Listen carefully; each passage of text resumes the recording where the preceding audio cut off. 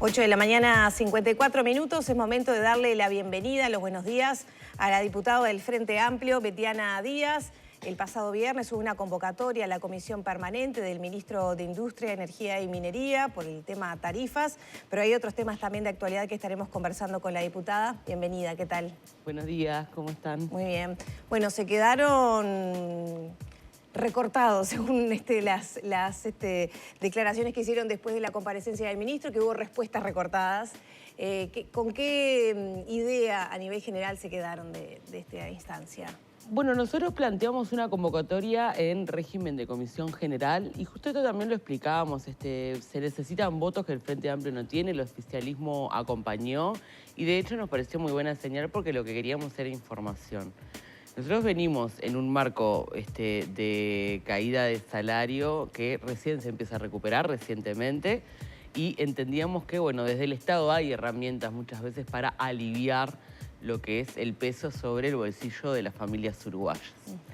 Además se le suma la situación de sequía, que también va a tener un impacto en la economía. Ya hemos visto cómo las últimas secas han tenido un impacto a nivel de lo que es precios de la canasta. Caso clarísimo, la ola de calor que hubo, que subió el precio de los huevos porque murieron un montón de gallinas ponedoras. Digo, todo esto influye y repercute de alguna forma. Y bueno, entonces, a partir de ese ajuste también queríamos hablar de, bueno, cuáles son las decisiones de gestión que influyen un poco en que esto se esté dando, ¿no? Que se siga recargando el bolsillo de las familias. Las autoridades dijeron que el aumento es inferior a la inflación, ¿no? Un argumento que también usaba el Frente Amplio en su momento para decir, bueno, al no subir al nivel de la inflación estamos hablando de una rebaja de tarifas. Bueno, lo que pasa es que cuando hablamos de la rebaja de tarifas en ese momento, el salario real únicamente crecía. En este gobierno se quebró esa trayectoria y hace 3 años, por primera vez en 20 casi, que se interrumpe y empieza a caer el salario, ¿no? Por la pandemia, pero también por decisiones de gobierno. Y lo que nosotros decimos es, si bien hubo un montón de escenarios que tuvieron que ver con la pandemia, con la aceleración de la inflación mundial a partir de la guerra, no desconocemos eso. Lo que pasa es que el gobierno ha tomado la decisión de no quitarle presión a ese bolsillo, ¿no? Entonces, si bien hay algunos aumentos moderados, que históricamente han sido moderados, el caso de Antel es un aumento de 2,65%. Ahora, también hay que recordar, ¿no?, que fue una tarifa que prácticamente no ajustó entre 2006 y 2016, la tarifa de Antel. No es la primera vez que los aumentos son moderados. Lo que nosotros decimos es, hay algunos otros aumentos que no están por debajo de la inflación. Caso, por ejemplo, tarifa de consumo básico del hogar, bastante discutido, donde lo que viene a plantear el gobierno es que lo que no quiere es subsidiar a sectores que no conoce, cuando en realidad era un plan que, para tenerlo, la verdad que incluso para una familia, tenés que tener muchísimo cuidado, digamos, del consumo eléctrico para no perder. Entonces, por un lado se hacen discursos sobre la eficiencia y sobre el uso de la energía, sobre todo en los momentos pico, como ahora en verano y en invierno, pero después, por el otro lado, elimino estas tarifas que beneficiaban y subsidiaban a, en general, personas que vivían solas. Esos perfiles los tiene estudiado UTE. Personas que viven solas, estudiantes, jubilados, trabajadores. ¿Cuánto fue el ajuste, recordemos, para ese tipo de tarifa? Para esa tarifa, en el primer tramo de consumo, que son 100 kilowatts, es de un 25,8%. Cuando uno promedia, digamos, en todos los tramos, igual sigue estando por encima de la inflación, por encima del 8,5%. Es decir, la inflación del año pasado cerró en 8,3%.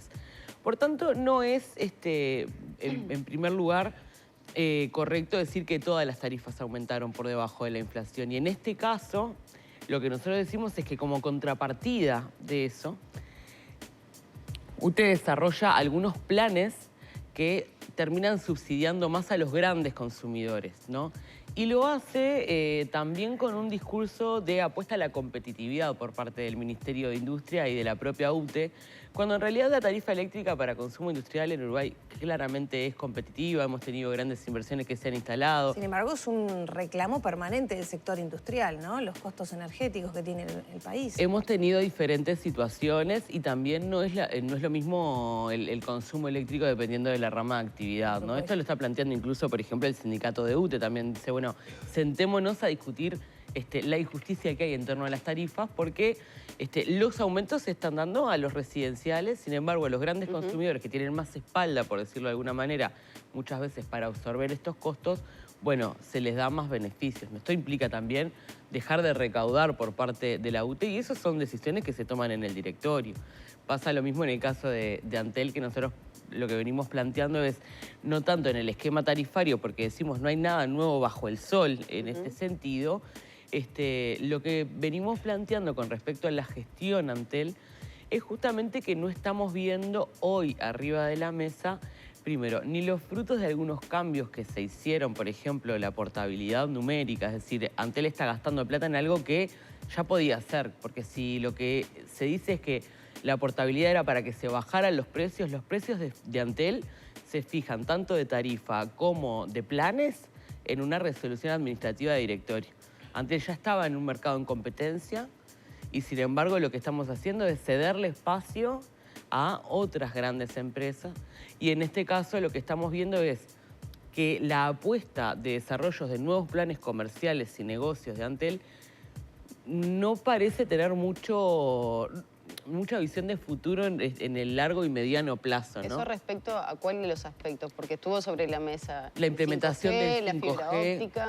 La implementación del 5G, por ejemplo, es un misterio prácticamente. ¿No lograron las respuestas que necesitaban? Bueno, Paganini habló de algunos retrasos que tenían que ver con recursos legales, etcétera, ¿no? Sí, bueno, en realidad ahí tiene que ver con el uso de las frecuencias. Es toda una discusión bastante técnica si era o no imprescindible la implementación. De todas maneras, en realidad, nosotros lo que decimos es estaba todo pronto para la implementación, hay un gran retraso, pero además tiene que ver con las respuestas que recibimos, ¿no? Cuando nosotros decimos, bueno, este es un gobierno que le habla mucho al interior, es un gobierno que estaba muy preocupado por ejemplo, mejorar la cobertura en áreas blancas, que son las zonas sin cobertura en el interior del país, en la ruralidad, y preguntamos cómo va a ser la cobertura, cuál va a ser el nivel de cobertura que esperan con el 5G, porque aquí van a participar en la implementación los privados. Bueno, ahora van a compartir la fibra óptica también por decisión de este gobierno. O sea, es decir, pero acá van a tener que invertir. ¿A los usuarios de Antel qué les dijeron? No, se supone que con esta asignación de bloques de espectro no debería afectar a los usuarios de Antel. Lo que es cierto es que Antel llega donde nadie más llega, ¿no? ¿Por qué? Porque en realidad Antel es una empresa pública y llega donde el mercado no va a llegar. Entonces, el resto de las empresas están usufructuando la infraestructura de Antel. Lo que nosotros preguntamos es, por ejemplo, ¿qué nivel de cobertura va a tener si hay tanta preocupación por la cobertura en el interior? Y la respuesta es un buen nivel de cobertura. Preguntamos en términos de porcentaje, ¿qué porcentaje se planea cubrir con el 5G? Porque es lo que se viene, es el futuro del Uruguay, ¿no? Bueno, y nos dijeron que un buen porcentaje va a estar, es decir, no se tiene una estimación clara ni de cómo se van a participar, o quizás se tiene pero no se volcó allí. ¿Cuáles son las condiciones de exigencia mínima para esta frecuencia donde se tiene que cubrir el 5G? Esta y otras respuestas que ustedes califican como insuficientes ameritarán otro tipo de acción, otro pedido de informes, etcétera. Seguramente. A nosotros nos decían, bueno, hay preguntas que podrían ser para pedido de informe. ¿Cómo no? Yo hice un pedido de informe cuando se cambió el logo de UTE, mientras había gente que estaba, muchísima gente que estaba en situación de corte. Por suerte ahora el directorio tomó la propuesta del Frente Amplio de refinanciar las deudas y quitar a esa gente de la situación de corte, ¿no? Pero a mí no me respondieron. Por ejemplo, ¿cuánto costó el cambio de imagen? Entonces, si no me responden un pedido de informe, puedo ir por otra vía, acceso a la información pública.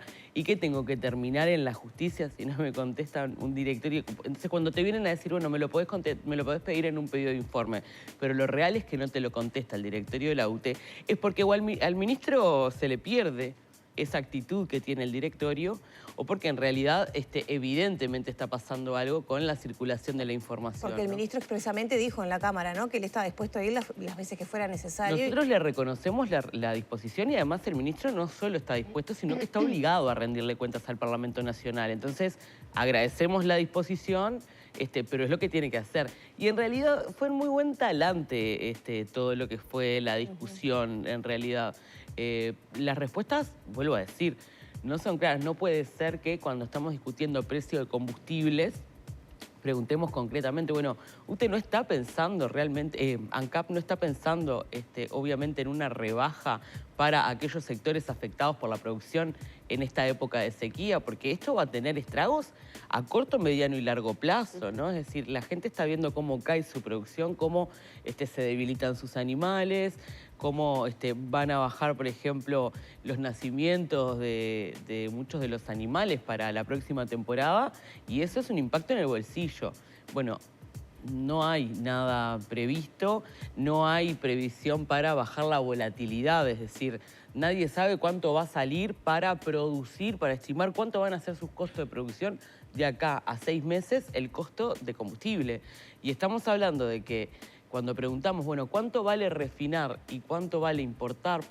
¿Por qué esta cuestión insistente de nuevamente el precio paridad de importación, cuando en realidad la paramétrica que tiene el gobierno tiene algunas diferencias importantes con el costo de importación, ¿no? Importar es todavía muchísimo más caro, contrariamente a lo que nos decían cuando se hablaba de la desmonopolización de ANCAP. Y le preguntamos concretamente a Stepanisic, bueno, ¿cuánto valía en ese momento 1 litro de nafta en la puerta de refinería? No en pico de surtidor, es decir, sin impuestos.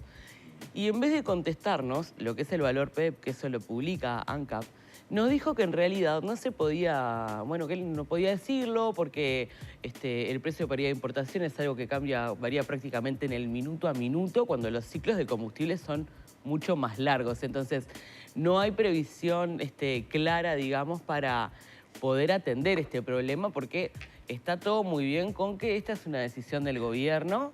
Ahora, el gasoil sale 18 pesos más, incluso con la última rebaja de combustibles, que fue parte del escenario de esta discusión sobre tarifas y precios, ¿no? Entonces, evidentemente ahí estamos trasladándole un gran costo, y los discursos de eficiencia a donde no se trasladan, se trasladan a la opinión pública. A donde no se trasladan es a la factura. El Frente Amplio hacía caja, por ejemplo, con el tema de los combustibles. ¿Usted piensa ahora que hacen lo mismo? Bueno, acá ese discurso de la caja en realidad tiene que ver, en primer lugar, con la sanidad de las cuentas de las empresas. Frente Amplio, hay que recordar que agarró empresas públicas que eran totalmente obsoletas, ¿no? Y generó un montón de cambios normativos para que cambiara la situación de esas diferentes empresas. Y este gobierno hace grandes transferencias de capital al gobierno central, que es lo que ellos le dicen la caja, ¿no? Entonces, evidentemente, lo que está pasando es, tienen caja también, tienen un afán recaudatorio, porque en realidad lo que se le está trasladando a la gente es justamente todas estas decisiones que tienen que ver con, bueno, cada plan de inversión que desarrollo automáticamente se lo estoy trasladando a la población. Entonces ahí no hay una previsión de cuidado del bolsillo y sí hay un afán recaudatorio. El sistema de paridad de importación, sobre todo a nivel de los combustibles, ¿el Frente Amplio entiende que es un sistema que está funcionando o no?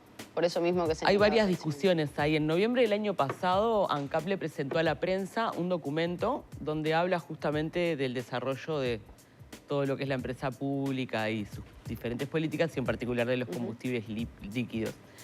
Hay una comparación que se hace entre lo que es el PPI. El PPI es un concepto teórico, ¿no? Es decir, hay un montón de factores que influyen y se arma un precio teórico de lo que debería costar a precio paridad de importación el combustible en Uruguay. Esto hay que recordar que se elabora como alternativa, digamos, a lo que fue el planteo del Poder Ejecutivo de desmonopolizar ANCAP, porque la propia coalición de gobierno no estaba de acuerdo en desmonopolizar, porque el Frente Amplio no tiene las mayorías para evitar que ese artículo se aprobara, ¿no? Bueno, cuando uno revisa las gráficas que publica el gobierno, los valores de precio paridad de importación teóricos de Uruguay están muy por debajo, pero muy por debajo de lo que es el precio real de importación, ¿no?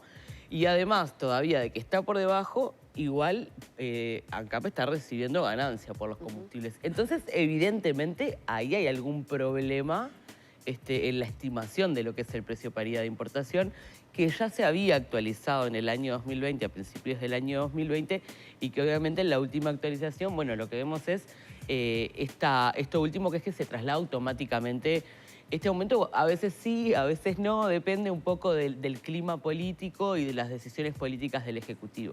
Pero hay un montón de aspectos ¿Qué quiere para decir discutir. concretamente con eso? Bueno, en realidad lo que venimos viendo es que hay, por ejemplo, momentos donde el gobierno logra aguantar porque dice que ANCAP tiene espalda y después se le traslada automáticamente. Ahora tuvimos una baja, pero la fluctuación en el precio del petróleo la observemos prácticamente siempre, ¿no? Parece que hay algunos hechos concretos que inciden en la decisión de subir o bajar o Sí, mantener. claro. En primer lugar, la fijación de tarifas no es únicamente en base a criterios técnicos. La fijación de tarifas la hace el Poder Ejecutivo, la firma el presidente y los ministros. No hay ningún ingeniero ni técnico que la firme, ¿eh?